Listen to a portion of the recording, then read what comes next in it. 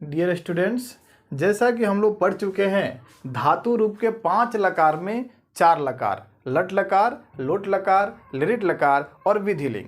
इस वीडियो में हम लोग पढ़ेंगे लंग लकार का प्रयोग। लंग लकार का प्रयोग कहाँ कहाँ होता है और इसका रूप कैसे लिखा जाता है।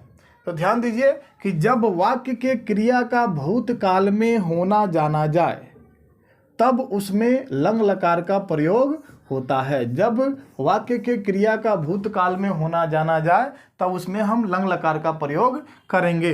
लंग लकार का प्रयोग कहाँ करेंगे?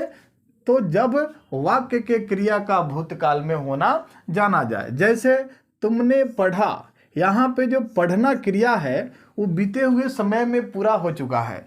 वैसे ही यहाँ तुमने पढ़ा था, ये जो है ये क्रिया बीत चुकी है। तो जब क्रिया बीते हुए समय में पूर्ण हो गई हो तब उसमें हम लंग लकार का प्रयोग करते हैं। तो अब जानते हैं लंग लकार का प्रयोग जानने के बाद अब हम जानते हैं कि लंग लकार का रूप कैसे लिखा जाता है। तो जैसे यहाँ पे मैंने एक खाद धातु लिया है। खाद धातु का रूप लंग लकार में कैसे लिखा जाता है? तो खाद धातु का रूप जो होता है अखादत, अखादताम, अखादन, अखादह, अखादतम, अखादत, अखादम, अखदाव, अखदाम। तो जब आप ये एक धातु रूप याद कर लेते हैं लंग लकार का, खाद धातु या पठ धातु, कोई एक धातु रूप आप याद कर लेते हैं तो उस पर कई धातु रूप आपको याद हो जाएगा।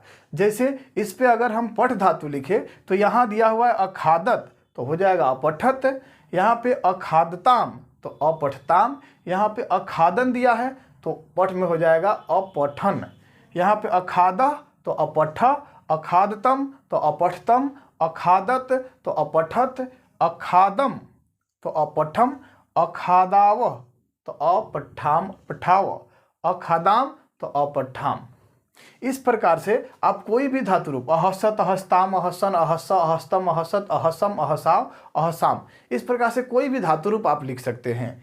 लेकिन जब आप एक धातु रूप याद कर लेंगे तो उसके बाद इनका प्रयोग कहाँ करेंगे, किस प्रकार से इनका प्रयोग करेंगे, ये तो जान गए कि भूतकाल की क्रिया में जो है हम लंग लकार का प्रयोग करेंगे। लेकिन कैसे करेंगे? तो यहाँ पे उसके लिए कुछ संस्कृत सर्वनाम हम लिखे हुए हैं। संस्कृत सर्वनाम जैसे उसने का संस्कृत क्या होगा, उन दोनों का संस्कृत क्या होगा, उन लोगों का संस्कृत क्या होगा, तुमने का संस्कृत, तुम दोनों का संस्कृत, तुम लोगों का संस्कृत क्या होगा, मैंने का संस्कृत क्या होगा, हम दोनों का संस्कृत क्या होगा, हम लोगों का संस्कृत क्या होगा। पहले ये जानना जरूरी होता है, इसलिए आप पहले इन सबको याद कर लेंगे जो भी संस्कृत सर्वनाम है। ऐसे इसको पहले वीडियो में मैं संस्कृत सर्वनाम के बारे में अच्छा से बताया हुआ हूँ, तो पहले उसको आप जरूर देखें, उसको देखें और याद करें।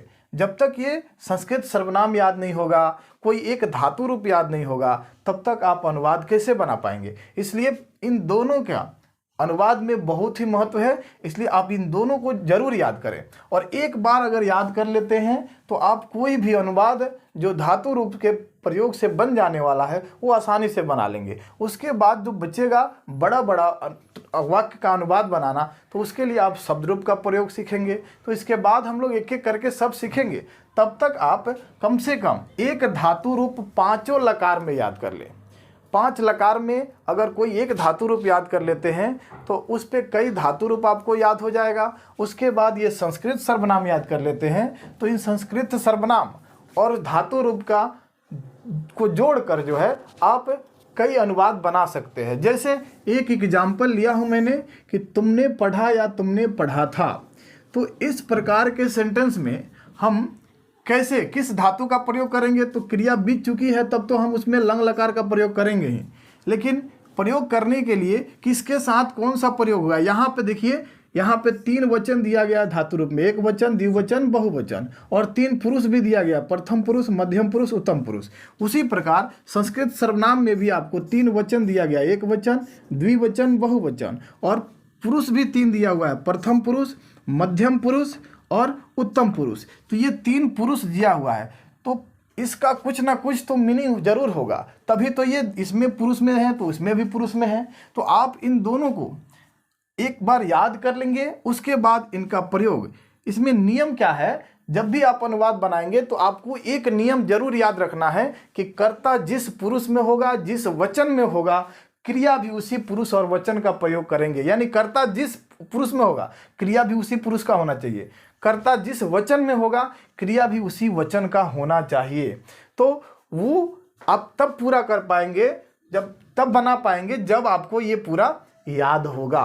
तो आइए हम इसका अनुवाद बनाकर देखते हैं कि कैसे इसका अनुवाद बनेगा। तो यहाँ वाक्य है कि तुमने पढ़ा या तुमने पढ़ा था। तो था है या है या ये ही है, तब उसमें हम लंग लकार का प्रयोग तो करेंगे ही, लेकिन उससे पहले तुमने का संस्कृत क्या होगा, पहले तो ये जानना जरूरी है कि तुमने का संस्कृत क्या होगा। तो तुमने का संस्कृत यहाँ पे दिया हुआ है। तुमने का संस्कृत त्वम होता है। तुमने का संस्कृत क्या होता है? त्वम होता है। अब त्वम के साथ पढ़ना का हम कौन सा धातु रूप लगाएंगे? यहाँ पे धातु का रूप में जो है लंग लकार तो लगाना है, लेकिन इसमें 9 गो शब्द दिया है। 1 2 3 4 5 6 7 8 9। तो इनमें से 9 शब्द में से कौन सा शब्द त्वम के साथ आएगा?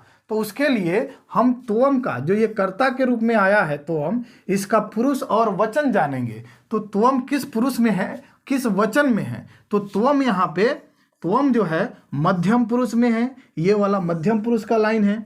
तो ये मध्यम पुरुष में है और एक वचन में है। त्वम एक वचन में, युवाम द्विवचन में और यूयम जो है बहुवचन में है। तो त्वम एक वचन में है और मध्यम पुरुष में है। तो क्रिया में भी आपको मध्यम पुरुष और एक वचन यहाँ पे है। अखाद, खाद का अखादा हुआ, तो यहाँ पढ़ना है तो अपट्ठ हो जाएगा, अपट्ठ।